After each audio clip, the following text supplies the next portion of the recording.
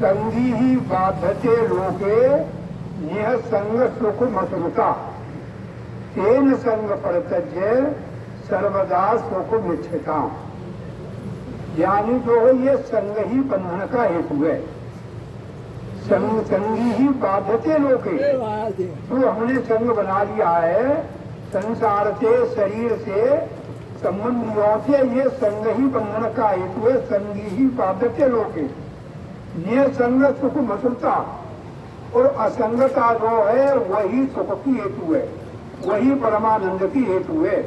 इसलिए हम संग का क्या करें। एक प्रकरण आता है, सभी जानते हैं आप लोग जो है कि जिस समय पर राजा भरत जो है घर बार परिवार सबको छोड़कर वो जंगल में तपस्या करने लगे।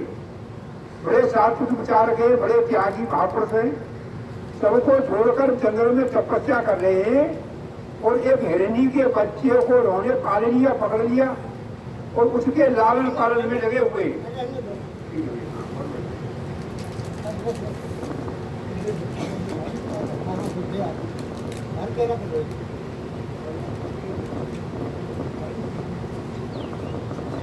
तो कितने बड़े त्यागी हैं, इतने बड़े चक्रवर्ती सम्राट हैं, इतने बड़े राजपाठका, धन पुत्र पत्नी मकान दुकान फौज पलटन सबका त्याग किया, तपस्या में लगे हुए। फिर भी एक छोटे बच्चे हिरण को पाल करके और उनमें मोह फंस गया उनका। अब क्या करता है हिरण का बच्चा, तो कहीं भी मानता है। और बच्चा तो बच्चा ही होता है। वो भजन पे बैठे, ध्यान समाधि में बैठे, उनकी पीछे भैयारो सीधे कभी उनके गोद में बैठ जाते हैं, कभी भाजो तो सत्य कूदत है, कभी वो प्रकार से बैठ चलते तो बैठ भी जाता है वो। तो उस बच्चा के मोह में इतने फंस गए तो संगी ही बाधते लोगे, कितना बड़ा त्याग होने पर भी। और उस हिरण के बच्चे में उनका मोह फंस गया। बहुत दिन बीतते बीतते एक दिन हिरणों का टोल आया। अपनी बिरादरी में जाति में सभी भाग जाते, वही बरान मिलता है सबको। तो हिरण को टोल आयो तो वो बच्चा हिरणों को तो कहो अपनी जाति बिरादरी के संग चलो वहां से। अब ऋषि लौट करके आई, जब बच्चा नहीं दिखा पुटिया पे तो भारी दुख हुआ उनको। और हिरण के बच्चे को ढूंढने के लिए उधर भागने लगे, दौड़ रहे। अरे हिरण को बच्चा बड़ो ये अभी छोटो है, मासूम का बच्चा अभी, वह बड़े हिंसक जानवर है जंगल में, कोई मार देगा क्या गति होगी। तो उसके वहां में जानी चिंतन में घूम रहे हैं। और चिंतन करते करते घूमते घूमते ठोकर लगी और शरीर शांत हो गया। वो भैया हिरण ही बन गई। फिर इतनी बड़ी बात सब कथा आप जानते हैं। तो अब देखो कितना बड़ा त्याग होने पर भी, और वो जो हिरण बन गई जो है। अच्छा, तपस्या का फल क्या है, तो उन्हें अपने जन्म की याद रही आई।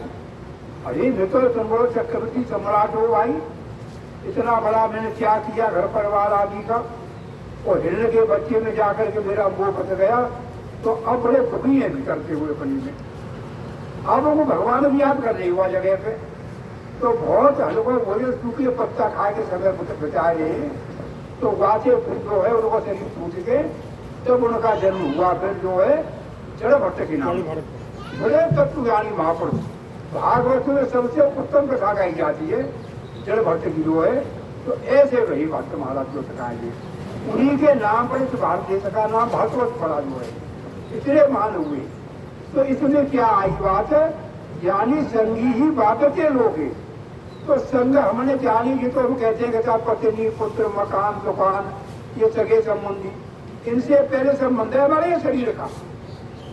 इससे जो हमने संबंध बना लिया शरीर अपने से, मैं शरीर वाला हूँ, मैं करता भोगता हूँ, मैं जन्मने मरने वाला हूँ।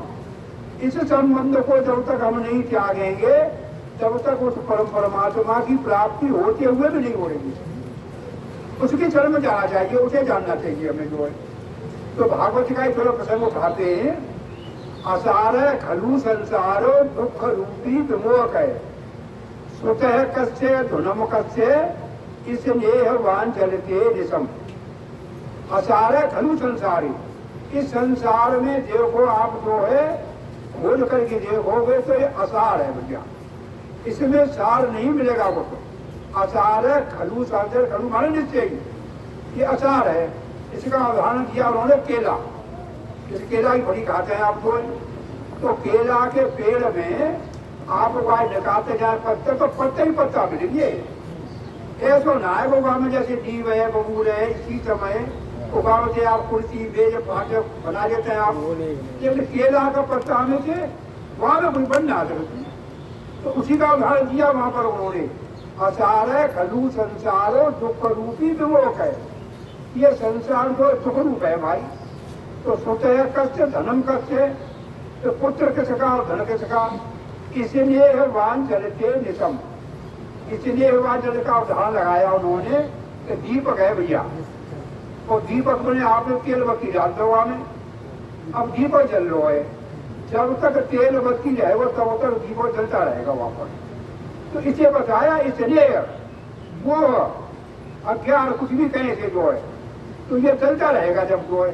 तो हमारा जब तक मोह बैठा है शरीर में, कर्ता भोक्तापन में, और जान बैठो तब तक हमारो कल्याण ना हो।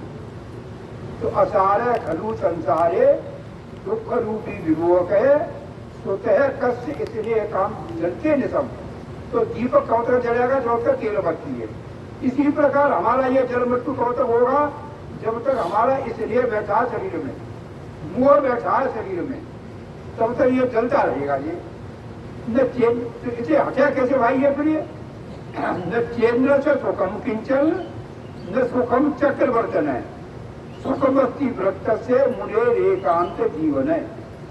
अब हम यहाँ सुख बोल रहे हैं संसार में जाने, तो उन्होंने कहा न चेन्द्र से सुखम किंचन न सुखम चक्रवर्तन है, यानी कोई सारे भारत में बहुत छोटा देश है ये। सारी दुनिया जितने रूस, अमेरिका, जर्मन, फ्रांस, पाकिस्तान आदि देश है, सबड़े देशों को एक चक्रवर्ती सम्राट बना दो जाए, तो शास्त्र ने कहा वह भी सुखी नहीं है भैया। तो ना सुखी वो कि एक मृत्यु तो ठाड़ गया भाई, ठीक है कोई न जीत पा रहे, वो सबसे बड़ा बलवान है, सबसे बड़ा योग्य है वो, लेकिन मृत्यु तो तैयार होकर ठाड़ गया फिर वहाँ। अच्छा बहुत से बड़ा और पद हो गए, इंद्र का पद सबसे बड़ा पद है, इंद्र देवता का 33 करोड़ देवतों के ऊपर पद है उसका, और 100 अश्वमेधी यज्ञ करके उस पद को प्राप्त होता है। आज आप विचार करें, बड़े बड़े धनी, बड़े बड़े बलवान देश है, रूस अमेरिका जैसे, लेकिन 100 यज्ञ चलता है, एक यज्ञ ना कर पा दो आज तुरंत लोग बोले कि या ठाड़े लोग एक लड़ाई पूरी देश में आप देंगे तो वो यज्ञ ना करने के एक हो भाई साहब। तो जितना बड़ा पद है उस इंद्र का, वह पद भी जो है उसमें भी सुख बैठा है, वो पद भी बदल जाता है। उसके जब पुण्य क्षीण हो जाते हैं, समाप्त हो जाते हैं, तो वहां से वही उतार किया जाता है वहां, तो वहां पर भी सुख नहीं है फिर। तो ये दुख की बात बताई जा रही है तुम्हें। तो ये बात है केंद्र सुखम किंचन न सुखम चक्रवर्तन है, सुखवती व्रत से मुझे एकांत जीवन है। अंधकूटे इतने अपाते पंद पंग राम करम सटा। तो जानी तो अब हमारी दशा क्या हो रही है कि जैसे काऊ आदमी ने गलत काम करो तो वहाँ के हाथ पैर बांध के जैसे कचरा बुरा लाठी लगा के अंधकूप में जाने कुआं में डाल दो, कुआं में, और कुआं में भैया वहां में बिच्छू सरप मक्खी बच्चे रहे, वहां में हाथ बने गई, पैर बने गई, वहां के आंखें से अंधो है।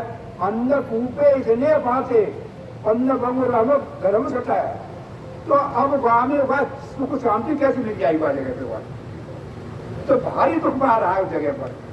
तो उन दुख से छूटे कैसे करिए, क्योंकि इसलिए के कारण वो ममता के कारण उसमें लगा हुआ है वो।